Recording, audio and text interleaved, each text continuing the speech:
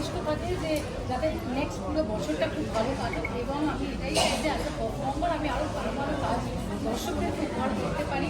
সেটাই আমার সবথেকে বড় উদ্দেশ্য, যে যেটা করি সেটা সার্থক হয়। যেভাবে একটা মানে এর মধ্যে স্বপ্নের দর্শকের কাছে আসতে চলেছে, যেটা টিক্কার মাধ্যমে এবং বিনোদিনীর মাধ্যমে বা বাকি যা কাজ নতুন কাজ করবো, সেইটা যাতে দর্শকের মধ্যে ঠিক এইভাবেই ছুঁয়ে যায় এবং হয়তো আরও বড়োভাবে ছুঁয়ে যায়। তো এটাই সবথেকে বড় ইচ্ছা, উইশ চলি।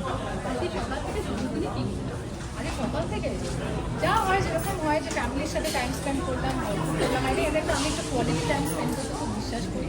তো খাওয়া দাওয়া আড্ডা পরিবারের সঙ্গে, আমি কোনো সোশ্যাল মিডিয়ায় থাকি না, পছন্দ করি।